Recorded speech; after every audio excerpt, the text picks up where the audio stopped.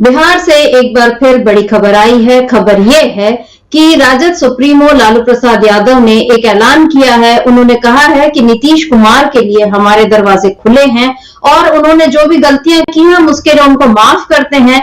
अब हम लोग साथ मिलकर फैसला लेंगे। और लालू जी के इस बयान के बाद से बिहार में एक बार फिर सियासी हलचल तेज है और कयास लगने जा रहे हैं कि क्या एक बार फिर से सत्ता में परिवर्तन देखने मिल सकता है। क्या नीतीश कुमार एक बार फिर से पाला बदलने को तैयार हो गए हैं। आपको बता दूं कि आज ही बिहार के नए राज्यपाल आरिफ मोहम्मद खान ने 42वें राज्यपाल के तौर पर शपथ ली और इस शपथ ग्रहण समारोह में नीतीश कुमार भी पहुंचे। जाहिर है वो मुख्यमंत्री हैं, उनका पहुंचना लाजिमी है। लेकिन इसके पहले कल आरिफ मोहम्मद खान जिस तरह से राबड़ी निवास पहुंचे थे और वहां उन्होंने लालू जी, राबड़ी देवी से मुलाकात की। तेजस्वी यादव इस मौके पर मौजूद थे और इससे पहले तेजस्वी यादव खुद राज्यपाल के घर जाकर उनसे मुलाकात कर चुके हैं। तो ये सारी मुलाकातें जो हैं ये बहुत तरह के संकेतों को जन्म दे रही हैं। और खास बात यह है कि जब पत्रकार इस बारे में सवाल कर रहे हैं तो कोई भी नेता स्पष्ट रूप से कुछ कहने तैयार नहीं हो रहा।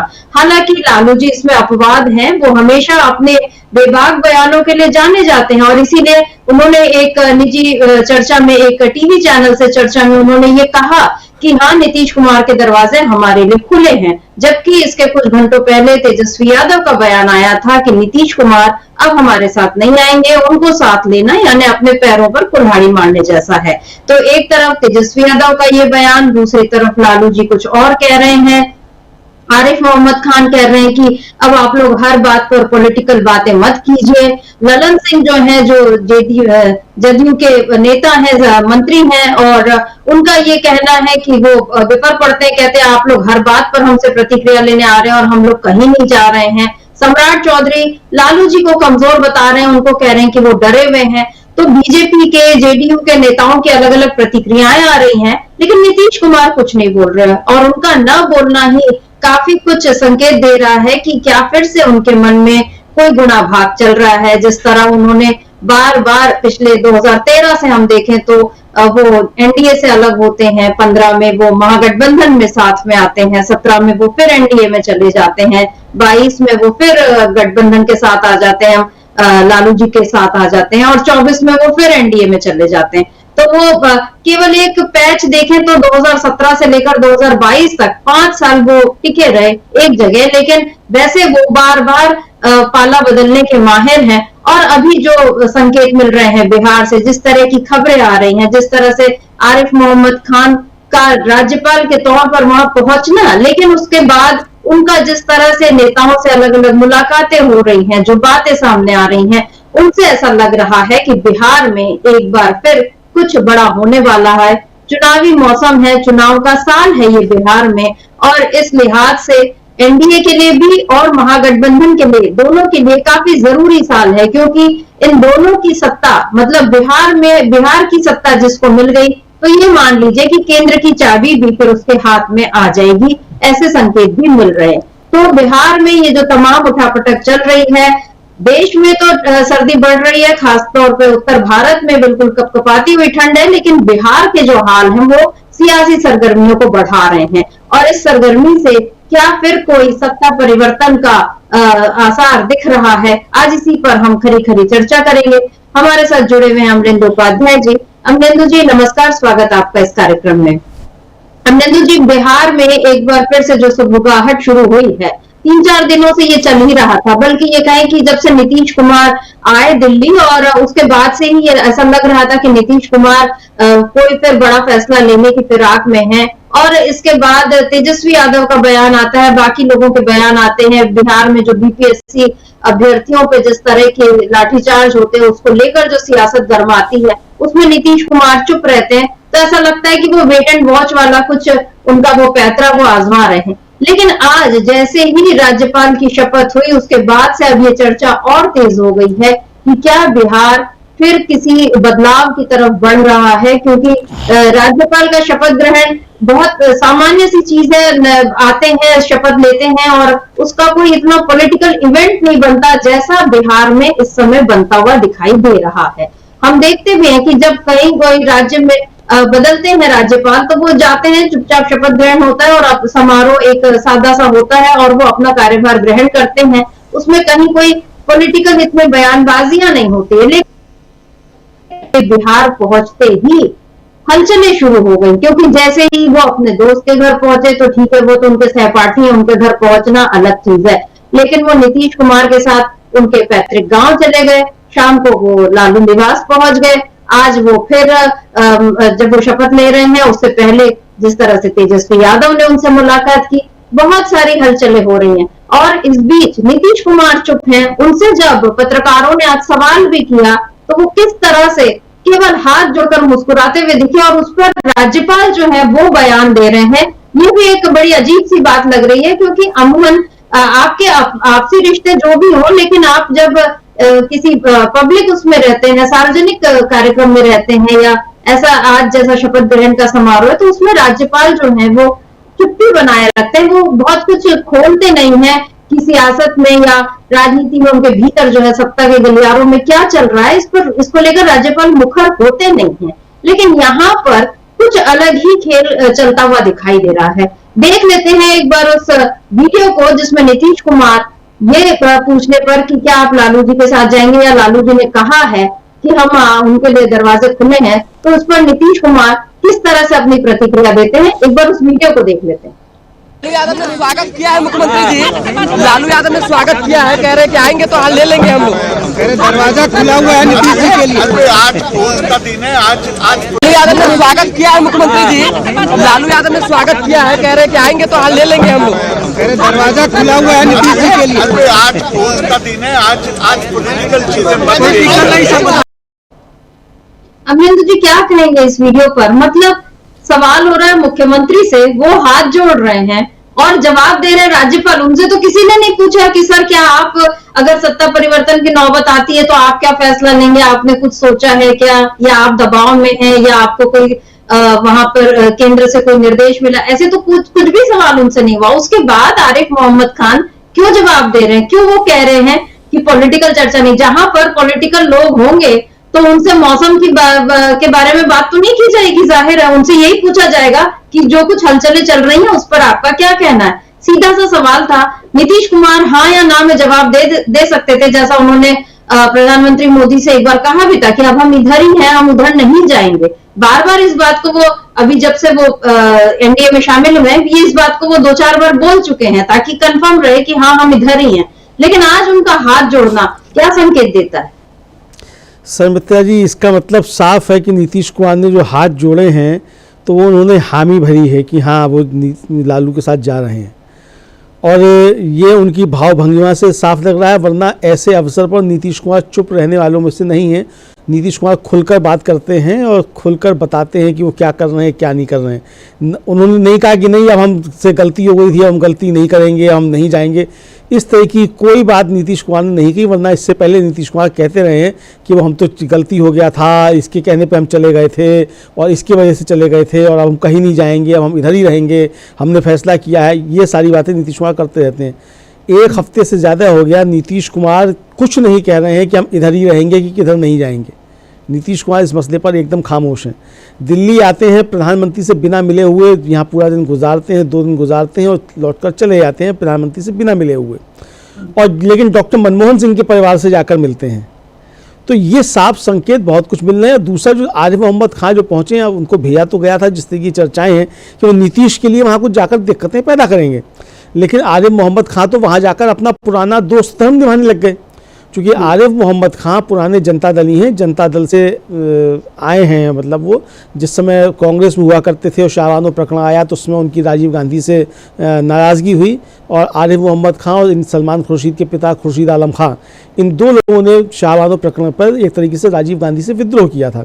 उसके बाद आरिफ मोहम्मद खान वीपी सिंह के साथ कांग्रेस छोड़कर जनमोर्चा में चले गए, और फिर जनमोर्चा जब जनता दल बना तो जनता दल में रहे, और लालू प्रसाद यादव और नीतीश कुमार दोनों के साथ वो केंद्रीय मंत्रिमंडल में रहे। तो पुरानी दोस्ती है, और ऐसे राज्य में पहुंच गए हैं जहां उनके पुराने दोस्त बहुत सारे मिल गए हैं आरिफ मोहम्मद खां को। आरिफ मोहम्मद खां का कल 3 दोस्तों से मिलना, पुराने दोस्तों से मिलना कोई ऐसे साधारण सी बात नहीं है समिता जी। भाई आप अपने किसी पुराने अलीगढ़ मुस्लिम विश्वविद्यालय के मित्र से मिलने चले जाए, वो समझ में आता है कि चलिए आप पुराने मित्र से मिलने चले गए थे और उसकी भी आवश्यकता नहीं थी, आप अपने घर पर बुलाकर भी मिल सकते थे। लेकिन आप उसके बाद फिर नीतीश कुमार के साथ उनके गाँव जाते हैं, सड़क मार्ग से जाते हैं, इसका मतलब रास्ते में बहुत सारी बातें हुई होंगी। और फिर वहाँ से चलकर आप लालू प्रसाद यादव के यहाँ पहुँच जाते हैं, राबड़ी देवी के यहाँ पहुँच जाते हैं, वहाँ लालू प्रसाद यादव से मिलते हैं।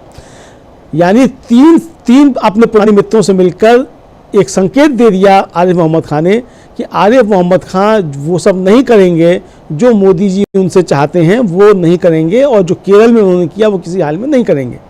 ये संकेत आरिफ मोहम्मद खान ने एक तरीके से दे दिया। और आज भी जब उनसे सवाल किया है, जैसा कि आपने भी कहा कि भाई पूछा जा रहा है नीतीश कुमार से, नीतीश कुमार हाथ जोड़ रहे हैं और जो शपथ लेकर आए हैं गवर्नर की आरिफ मोहम्मद खान, वो कह रहे हैं कि भाई आज तो जो है वो इसका शपथ का दिन है, आज इस पर बात मत कीजिए, कोई पॉलिटिकल बात मत कीजिए। भाई कार्यक्रम ही जब राजनीतिक है तो राजनीतिक बात क्यों नहीं पूछी जाएगी? राजनीतिक व्यक्ति है तो उनसे और क्या सवाल किए जाएंगे? जैसा आपने भी कहा कि भाई ये थोड़ी पूछा जाएगा कि भाई आज का मौसम कैसा है, कि आपने भूजा खाया आज, की आपने चोखा बाकी खाई, क्या खाया आपने, ये थोड़ी पूछा जाएगा। राजनीतिक सवाल ही पूछे जाएंगे। और नीतीश कुमार बहुत रहस्यमय अंदाज में सिर्फ हाथ जोड़ रहे हैं, यानी वो इशारा दे रहे हैं कि हाँ बिल्कुल बात पक्की हो चुकी है और लालू जी ने अगर दरवाज़ा खोला है तो हम उस दरवाजे में प्रवेश करने जा रहे हैं। ये साफ संकेत नीतीश कुमार दे रहे हैं। साथ में खड़े हुए जो उप मुख्यमंत्री हैं सम्राट चौधरी, वो भी आप देखिए किस तरीके से उनकी भावभंगिमा जो साफ बता रही है कि अब नीतीश कुमार का संबंध विच्छेद जो है वो तैयार हो चुका है भारतीय जनता पार्टी के साथ। केवल जो है उसकी घोषणा होना बाकी है, मतलब तलाक कहना बाकी है। बाकी सारी तलाक की औपचारिकताएं जो हैं वो पूरी हो चुकी हैं समिता जी।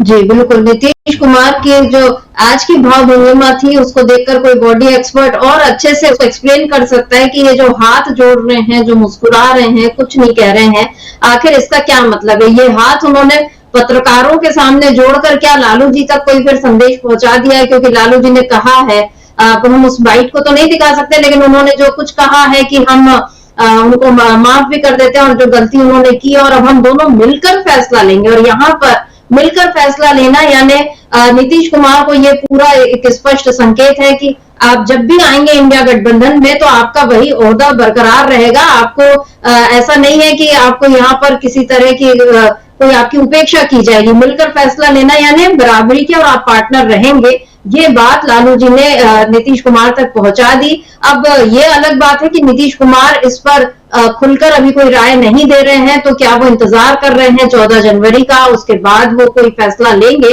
ये देखने वाली बात है। लेकिन इस बीच बीजेपी खेमे में भी हलचल तेज हो गई है और सम्राट चौधरी जो उप मुख्यमंत्री और अभी जो हम उनको पीछे देख भी रहे हैं, अब उनकी पगड़ी भी हट चुकी है, जो उन्होंने प्रण भी लिया था कि जब तक इनको हटाएंगे नहीं नीतीश जी को सत्ता से तब तक वो पहनेंगे नहीं, ऐसे उन्होंने कुछ प्रण लिया था।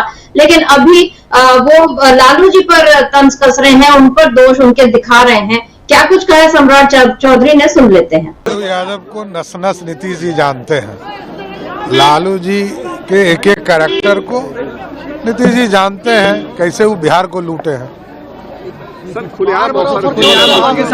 अरे डरी हुई पार्टी का क्या है, डरे हुए लोग हैं। लालू जी डर चुके हैं कि एनडीए के लोग बुरी तरह लोकसभा में हराए और आगे भी हराएंगे। एनडीए एकजुट है पूरी तरह से, दरवाजा बंद रहता है, लालू जी खोलते हैं। देखिए लालू जी को चिंता है, उसके बाद और उस परिवार में किसको कौन चिंता है। लालू जी एक लौता नेता है उस परिवार में, उसके बाद वही रास्ते को पकड़कर लोग आगे बढ़ना चाहते हैं। भाजपा का अमरिंदर जी, सम्राट चौधरी कह रहे हैं कि लालू जी इकलौते नेता हैं उस परिवार में। हालांकि ये भी एक अपमान ही है क्योंकि वहां से राबड़ी देवी भी मुख्यमंत्री रही हैं, आप कैसे उनको इस तरह से इग्नोर कर सकते हैं। दूसरी बात, तेजस्वी यादव वो उप मुख्यमंत्री रहे हैं और पिछले चुनाव में राजद को जो सीटें मिली उसमें तेजस्वी यादव की मेहनत और काफी सीटें, मतलब उसने जेडीयू से तो वो ज्यादा ही सीटें लाई। उसके बाद जो है किस तरह से सम्राट चौधरी ये कह रहे हैं, लेकिन उनका ये जो कहना है कि नीतीश कुमार लालू जी की रग रग से वाकिफ है, उनके हर कैरेक्टर को जानते हैं, तो यही बात तो लालू जी भी समझते हैं, वो भी नीतीश कुमार के हर रग से वाकिफ है, वो ये बात तो दोनों पर लागू होती है। लेकिन जो उन्होंने कहा कि लालू जी डरे हुए नेता हैं, इतने लंबे राजनीतिक करियर में मेरा ख्याल है कभी किसी ने, मतलब लालू जी पे तमाम तरह के लांछन लोगों ने लगाए होंगे, लेकिन उनको डरा हुआ नेता बोले का तो कोई मतलब किसी के दिमाग में ये ख्याल आया भी नहीं होगा, क्योंकि लालू जी ही इस समय, मतलब अभी हम राहुल गांधी को देख रहे हैं और उसके पहले हमने लालू जी को देखा कि जिस तरीके से बेखौफ वो अपने विचारों के साथ, अपनी आइडियोलॉजी के साथ खड़े रहते हैं। क्या लगता है यहाँ पर सम्राट चौधरी जो कह रहे हैं लालू जी को डरा हुआ नेता, क्या कहेंगे इस बयान पर? देखिए समृता जी, वो सम्राट चौधरी हैं, अब उनसे ही पूछा जाना चाहिए कि भाई ये आपने अपने बाल क्यों कटाए थे और ये आपने अपनी पगड़ी क्यों खोल दी। आप लालू जी पे बात करें या नीतीश जी पे बात करें तो आपको ये बात करने का क्या अधिकार है, अगर आप अपना ये नहीं बताएं कि आपने अपनी पगड़ी जो खोल दी वो आपका लक्ष्य पूरा हो गया कि नहीं हो गया, जो आपने पगड़ी बांधी थी, मुरैठा जो बांधा था वो नहीं खुला है। तो अब जाहिर सी बात है कि विरोधी पार्टी के हैं और उन्हें लग रहा है कि अब वो उप मुख्यमंत्री नहीं रहेंगे, तो वो अपनी खींच एक तरीके से सम्राट चौधरी निकालते हुए दिख रहे हैं। लेकिन सम्राट चौधरी भी ये नहीं कह रहे हैं कि नीतीश कुमार पलटी मारने वाले नहीं हैं, ये गारंटी नहीं ले रहे हैं। और आपको याद होगा कि तेजस्वी यादव ने तो भरे विधानसभा में कहा था कि चाचा हमारे पलटी नहीं मारेंगे, ये गारंटी तो मोदी जी भी नहीं ले सकते हैं। तो ये गारंटी जो है नीतीश कुमार की, वो मोदी जी भी नहीं ले सकते हैं। तो बेचारे सम्राट चौधरी क्या है जो नीतीश कुमार की कोई गारंटी ले लें। तो नीतीश कुमार जो करेंगे वो साफ समझ में आ रहा है, और नीतीश कुमार ये अच्छे तरीके से समझ रहे हैं कि अगर समय रहते उन्होंने ये कदम नहीं उठाया तो भारतीय जनता पार्टी उनकी पार्टी को पूरा हजम कर जाएगी और नीतीश कुमार कहीं के नहीं रहेंगे। नीतीश कुमार के सामने इस समय जो संकट है वो सिर्फ अपनी सरकार बचाने का नहीं है, अपनी पार्टी बचाने का भी संकट है, जो कि भारतीय जनता पार्टी उनकी पार्टी खाने की कोशिश में लगी हुई है। जिस तरीके से राजीव सिंह, ललन सिंह जो हैं और संजय झा जो हैं वो बातें कर रहे हैं, उससे नीतीश कुमार बहुत ज़्यादा सतर्क हो गए हैं। और पिछली बार भी जब वो आए थे जनता मतलब बीजेपी का साथ छोड़कर आरजेडी के साथ, उस समय भी परिस्थितियां इसी तरीके की थी, फिर परिस्थितियां वही बन रही हैं जी। उस समय सीन में आरसीपी सिंह थे, आज सीन में ललन सिंह और संजय झा हैं। तो नीतीश कुमार अच्छे तरीके से समझ रहे हैं कि मोदी जी क्या खेल करने वाले हैं। और दूसरा मित्रा जी, जिस तरीके से हरियाणा में और महाराष्ट्र में खेल हुआ, और महाराष्ट्र हरियाणा के बाद तो थोड़ा सा सतर्क हुए थे नीतीश कुमार, लेकिन महाराष्ट्र के बाद तो एकदम नीतीश कुमार जो है वो पूरी तरीके से उनके कान हो गए हैं और वो निर्णय लेने की स्थिति में पहुंच गए हैं नीतीश कुमार।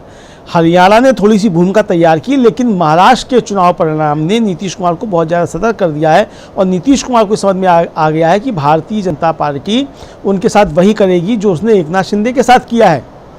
तो एकनाथ शिंदे तो चलिए ठीक है भाई, कम दिनों के नेता थे, नीतीश कुमार तो कम दिनों के नेता नहीं है।